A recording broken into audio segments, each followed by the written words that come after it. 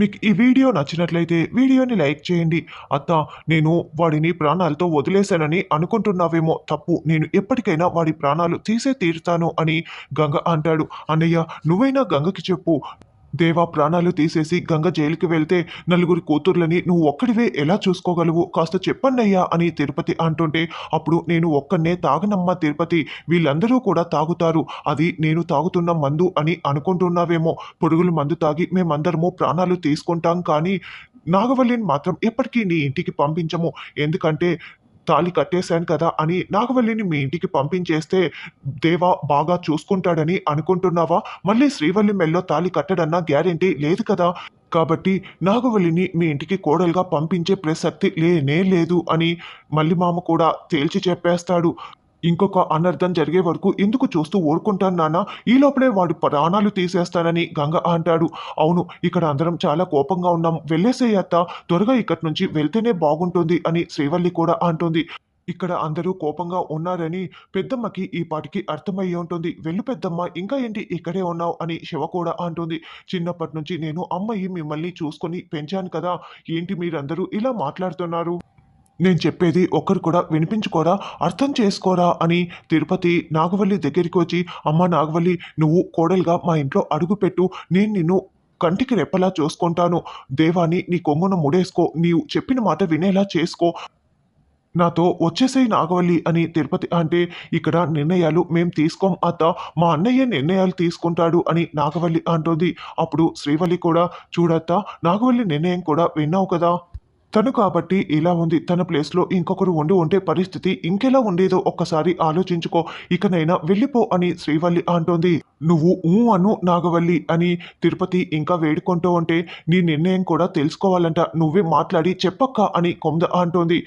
నాగవల్లి రానని చెప్తోంది కదా అని గంగ అంటాడు. చూడన్నయ్యా, ఒకవేళ నీకన్నా ముందు నేను ఆ ఇంట్లో అడుగు పెట్టాననుకో, నీకంటే ముందుగా నేనే ఆ దేవ ప్రాణాలు తీసేస్తాను అని నాగవల్లి చెప్పడంతో తిరుపతి షాకింగ్గా చూస్తూ ఉంటుంది. చూడమ్మా తిరుపతి, నాగవల్లి నిర్ణయం కూడా విన్నావు కదా, నీకు ముందే ఆయాసం. గంగకే కాదు, నాగవల్లికి కూడా ఆవేశం ఉందని నీకు అర్థమైంది కదా, వెళ్ళమ్మా వెళ్ళు అని గంగ వాళ్ళ నాన్న చెప్తారు. ఇక తిరుపతి ఏడుస్తూ ఉంటుంది. చూడు పెద్దమ్మ, నీ మెల్లో తాళి కట్టిన ఆయన ఎలాంటి వాడో తెలుసు, నీ కడుపున పుట్టిన దేవ ఎలాంటి వాడో కూడా నీకు తెలుసు. అలాంటి వాళ్ళున్న ఇంటికి ఎవరైనా ఆడపిల్లని పంపిస్తారా? కాబట్టి ఏడవకుండా వెళ్ళు పెద్దమ్మ, లేకపోతే దారి సరిగ్గా కనిపించదు అని శివ చెప్తోంది. దాంతో తిరుపతి వెళ్ళిపోతుంది. తర్వాత అర్ధరాత్రి దేవ మంచి నిద్రలో గదిలో నిద్రపోతూ ఉంటాడు. ఆకాశంలో ఉరుపులు మెరుపులు వస్తూ ఉంటాయి. అప్పుడే గంగ కత్తి పట్టుకొని ఆ కత్తిని కూడా పంచెలో చుట్టుకొని దేవ వాళ్ళ ఇంటికి వస్తాడు. నేరుగా దేవ నిద్రపోతున్న గది దగ్గరికి వచ్చి కత్తిని చూసుకుంటూ, రే, నీ చేతిలో ఎంతమంది ఆడపిల్లలు ప్రాణాలు కోల్పోయారో, ఎంతమంది ప్రాణాలు బలి తీసుకున్నావో నాకు తెలిసింది ఒక్క లలిత మాత్రమే. నా చెల్లి నాగవల్లి మెల్లోనేమో అలా మోసంతో తాళి కట్టేశావు. ఇప్పుడేమో ఆ తాళి చూసుకొని నా చెల్లెలు బాధపడుతూ ఉంది. కాబట్టి నువ్వు ప్రాణాలతో ఉండకూడదు. ఇప్పుడే నీ ప్రాణాలు తీసేస్తాను అని గంగ కత్తి తీసుకొని దేవాని వేటు వేద్దామని కత్తి పట్టుకొని రెడీగా ఉంటాడు. అయితే దేవ మంచి నిద్రలో ఉంటాడు.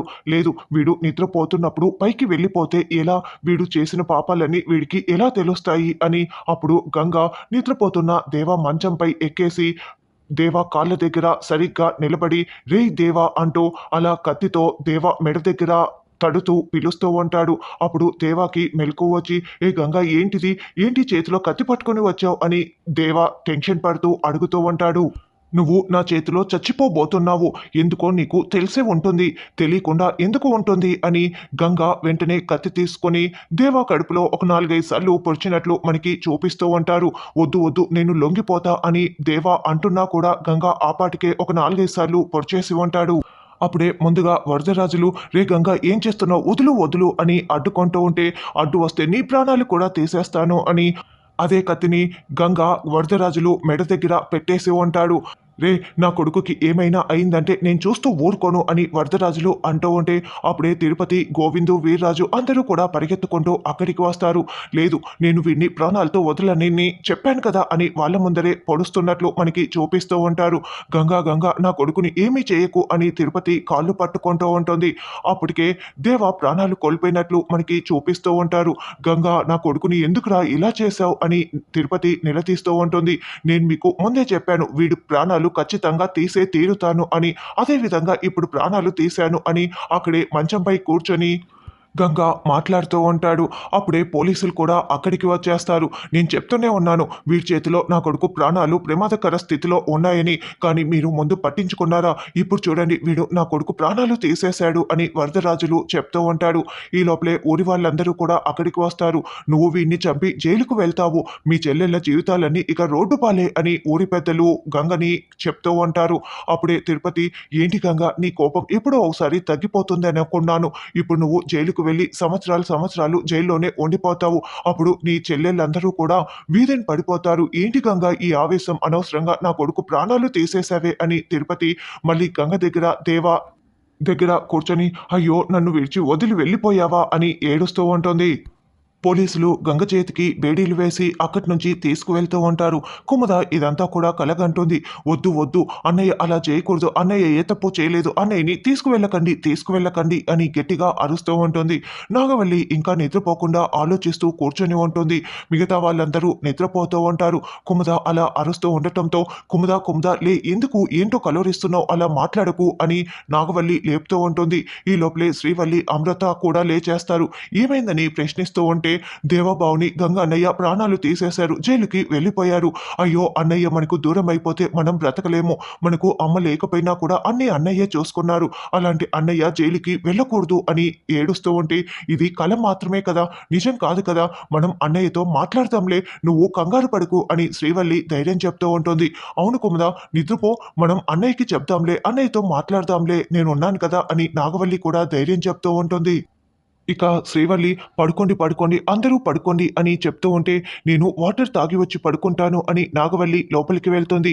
వీళ్ళ ముగ్గురు ఇక పడుకొని నిద్రపోతూ ఉంటారు. అప్పుడే నాగవల్లి మళ్ళీ నిద్రపోతున్న వీళ్ళ ముగ్గురు దగ్గరికి వచ్చి, నా మెల్లో దేవా కట్టిన ఈ తాళి వల్లే కదా ఇన్ని అనర్థాలు, ఇన్ని సమస్యలు. ఇప్పుడు నేనే కనుక లేకపోతే వీళ్ళందరూ చాలా సంతోషంగా ఉంటారు. గంగన్నయ్య వీళ్ళని బాగా చూసుకుంటారు. ఇప్పుడు నేనొక్కదాన్నే ఇక్కడ సమస్యగా మారిపోయాను. వీళ్ళందరూ సంతోషంగా ఉండాలంటే నేనే ఈ లోకానికి దూరం అయిపోవాలి. నేను ప్రాణాలతో ఉండకూడదు. అవును, నేను ప్రాణాలతో ఉండకూడదు అని అనుకుంటూ అప్పుడే అర్ధరాత్రి ఇంట్లో నుంచి వెళ్ళిపోతుంది. ఉదయాన్నే శ్రీవల్లి లేచేసి, లేవండి అని శ్రీవల్లి చెప్తుంది. ఈరోజు స్కూల్ లేదక్కా అని కుముద అంటుంది. ఎందుకు లేదు అని అంటే, ఈరోజు ఎవరితో జయంతో వర్ధంతో అంట అని నిద్రపోతున్న కుముద, ఇంకా కాసేపు నన్ను పడుకోనివ్వు అని చెప్తూ ఉంటుంది. ఈ పెళ్లి తర్వాత నిద్ర బాగా తక్కువైపోయింది, ఎప్పుడు ఏడుపులు పెడుపొప్పులే కదా ఇంట్లో అని అమృత అంటుంది. సరేలే, లేవండి అని శ్రీవల్లి అంటుంది. అప్పుడే నాగవల్లి కనిపించలేదని శ్రీవల్లి మొత్తం వెతుక్కొని మళ్ళీ అక్కడికి వస్తుంది. అదేంటి నాగవల్లి కనిపించట్లేదు అని చెప్తుంటే, ఏమైందమ్మా అంటూ గంగ కూడా అక్కడికి వస్తాడు. నాగవల్లి కనిపించట్లేదన్నయ్య, ఇంటా బయట అంతా చూశాను అని చెప్పటంతో, నాగవల్లి భయపెడుతుందే కానీ భయపడే రకం కాదు అని గంగ మనసులో అనుకుంటూ ఉంటాడు. నేను స్నానానికి వెళ్ళాను, అప్పుడు కూడా కనిపించలేదు అని శివ కూడా చెప్తుంది. అన్నయ్య, తనేం చేసుకుంటుందో అని నాకు చాలా భయంగా ఉంది అని శ్రీవల్లి అంటే, నాగవల్లి పిరికిది కాదమ్మా అలా చేసుకోవటానికని గంగ అంటాడు. అలాగని ఆడపిల్లని అలా వదిలేస్తారా? తెల్లవారుజామున కూడా నీకు చెప్పాను అని శివ అంటే, చెప్పటమేనా, గట్టిగా చెప్పిండాల్సింది అని గంగ అంటాడు. అన్నయ్య, మీరు ఇలా పోట్లాడుకోవటం కాదు, ముందు వెతుకుదాం అని అమృత అంటుంది. ఈ లోపలే శ్రీవల్లి తిరుపతికి కాల్ చేసి అక్కడికి వచ్చిందా అని అడుగుతూ ఉంటే, కోడలుగా ఇంట్లోకి అడుగు పెడితే నేను సంతోషంగా రానిచ్చుకుంటాను, రాలేదే అని చెప్తూ ఉంటే, నాగవల్లి ఇంటా బయట ఎక్కడా లేదు, కనిపించట్లేదు అని శ్రీవల్లి చెప్పడంతో ఇక తిరుపతి కూడా, అయ్యో నాగవల్లి ఏమైపోయింది, ఇందాక నా కుడి కన్ను కొట్టుకున్నప్పుడే ఎటువంటి మాటలు వినాల్సి వస్తుందో అనుకున్నాను, ఇంత ఘోరం జరిగిపోయిందా అని తిరుపతి బాధపడుతూ ఉంటుంది. అటుగా వస్తే నాకు ఫోన్ చేసి చెప్పండి అని శ్రీవల్లి అంటుంది. నేను కూడా వీర్రాజుని పంపిస్తాను వెతకటానికని తిరుపతి అంటుంది.